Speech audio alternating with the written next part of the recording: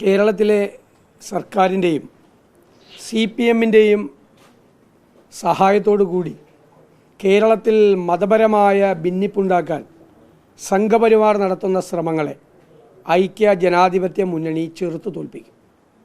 അതിൻ്റെ ഭാഗമായി തിരഞ്ഞെടുപ്പ് കഴിഞ്ഞാൽ ഉടൻ കേരളത്തിലെ വിവിധ സമുദായ നേതാക്കളെ UDF നേതാക്കൾ സന്ദർശിച്ച് കാര്യങ്ങൾ ബോധ്യപ്പെടുത്തും.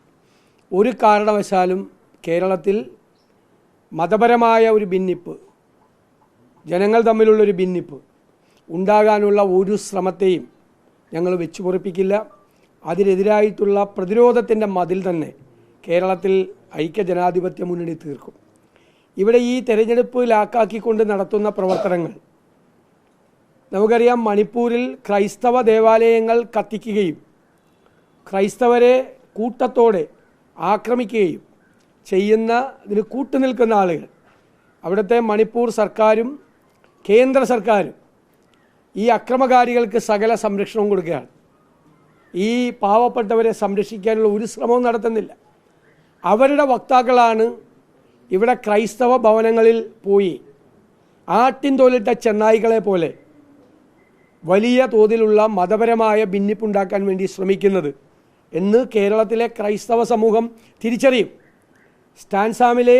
ഫാദർ സ്റ്റാൻസാമിയെ ജയിലിൽ വെച്ച് ക്രൂരമായി പീഡിപ്പിച്ചു കൊന്നവർ, ലോകം മുഴുവൻ ആരാധിക്കുന്ന മദർ തെരേസയുടെ ഭാരതരത്നം തിരിച്ചു വാങ്ങിക്കണം എന്നാവശ്യപ്പെട്ട, മടക്കി വാങ്ങണം എന്നാവശ്യപ്പെട്ട സംഘപരിവാർ നേതാക്കളാണ് ഇപ്പോൾ ക്രൈസ്തവ ഭവനങ്ങളിൽ പോയി ഈ പറയുന്ന ഭിന്നിപ്പിൻ്റെ രാഷ്ട്രീയം വിളമ്പുന്നത്. ഈ വിഷയം അവ്യക്തമായി നീട്ടിക്കൊണ്ടുപോകാൻ സർക്കാർ ശ്രമിക്കുന്നതിലൂടെ സർക്കാരും CPMഉം ഇതിന് മുഴുവൻ പ്രോത്സാഹനവും നൽകുകയാണ്. വെള്ളത്തിന് തീപിടിപ്പിക്കുന്ന ഈ ഭിന്നിപ്പിൻ്റെ രാഷ്ട്രീയം വിളമ്പാൻ ശ്രമിക്കുന്നവർക്കെതിരായി ഒരു കേസ് പോലും എടുക്കാൻ സംസ്ഥാന സർക്കാർ തയ്യാറാകുന്നില്ല.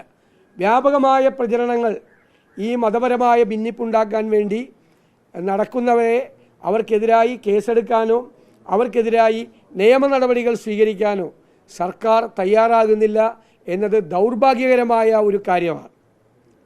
അതുപോലെ BJP വിട്ട് BJPയുടെ മുഖവും ഒരാൾ ഇന്ത്യൻ നാഷണൽ കോൺഗ്രസിൽ ചേർന്നപ്പോൾ BJPക്കാർക്കുണ്ടായതിനേക്കാൾ അസ്വസ്ഥത കേരളത്തിലെ CPM നേതാക്കൾ. മുഖ്യമന്ത്രിക്ക് എന്തിനാണ് ഇത്ര അസ്വസ്ഥത?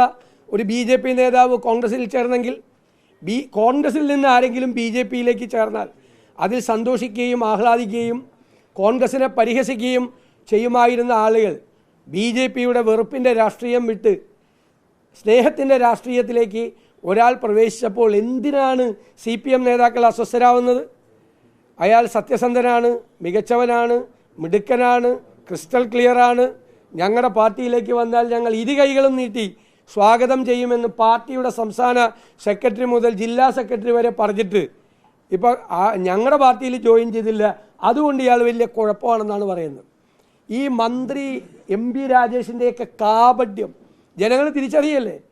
3 ദിവസം മുമ്പല്ലേ പറഞ്ഞത് അയാൾ ആ രാഷ്ട്രീയം ഉപേക്ഷിച്ച് സന്ദീപ് വാര്യർ വന്നാൽ സന്ദീപ് വാര്യരെ ഇരുകൈകളും നീട്ടി പാർട്ടിയിലേക്ക് സ്വീകരിക്കും എന്ന് പറഞ്ഞ MP രാജേഷ് അദ്ദേഹം കോൺഗ്രസിൽ ചേർന്നപ്പോൾ പറഞ്ഞത് വർഗീയതയുടെ കാളിയനാണെന്നാണ്. അപ്പോൾ CPM ചേർന്നിരുന്നെങ്കിലോ? CPM ചേരാൻ സ്വാഗതം ചെയ്യുകയാണ്. ഇങ്ങനെ ഈ മന്ത്രിമാരെല്ലാം ഇങ്ങനെ ഇത്രമാത്രം ഈ ഇഷ്ടിക ബുദ്ധിജീവികളായി അഭിനയിച്ച് ആളുകളുടെ മുന്നിൽ കാപട്യത്തിൻ്റെ വക്താക്കളായി മാറുകയാണ്. നിന്ന നിൽപ്പിലാണ് അഭിപ്രായം മാറുന്നത്. നിന്ന നിൽപ്പിൽ നേരം ഇരുണ്ട് വെളുക്കുന്നതിന് മുമ്പേ അഭിപ്രായം മാറ്റി പറയുകയാണ്. മുഖ്യമന്ത്രി ഇപ്പോൾ ബാബറി മസ്ജിദിൻ്റെ കാര്യം പറയുകയാണ്.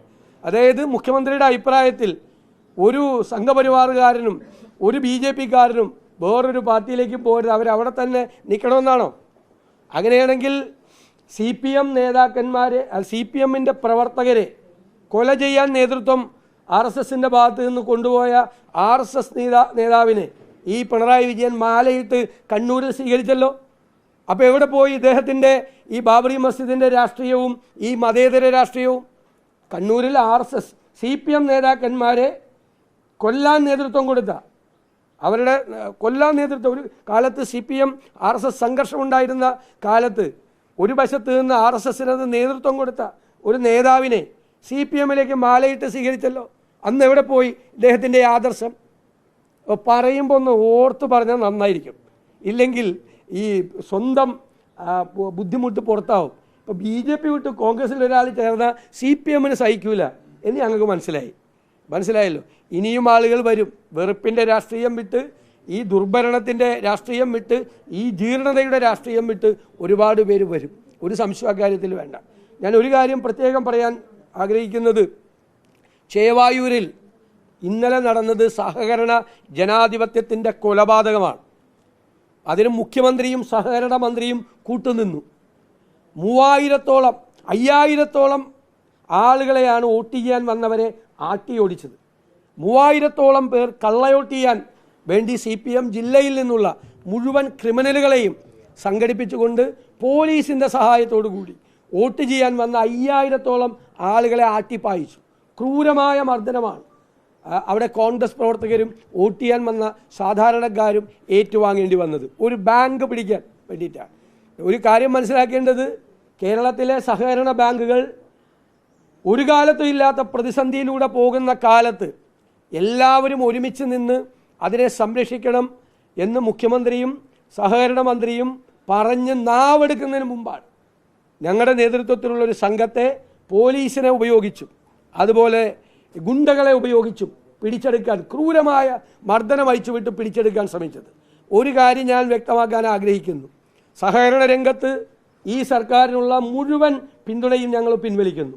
ഒരു കാര്യത്തിലും ഇനി സർക്കാരുമായി യോജിച്ച് സഹകരണ രംഗത്ത് ഞങ്ങൾ പ്രവർത്തിക്കില്ല.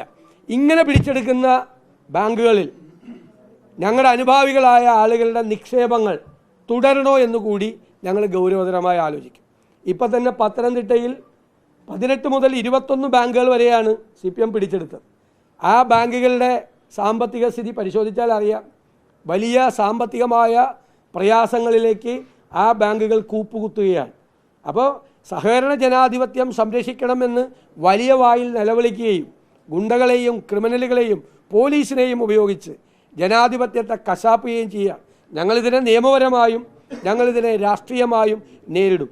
ഇങ്ങനെ പിടിച്ചെടുക്കുന്ന ബാങ്കുകൾ മുന്നോട്ട് പോകണമോ എന്ന്, അവിടെ നിക്ഷേപം തുടരണമോ എന്ന് ഞങ്ങളുടെ അനുഭാവികൾക്ക് നിർദ്ദേശം കൊടുക്കണോ എന്നുള്ള കാര്യം പോലും ഞങ്ങൾ ഗൗരവതരമായി പാർട്ടി ആലോചിക്കും.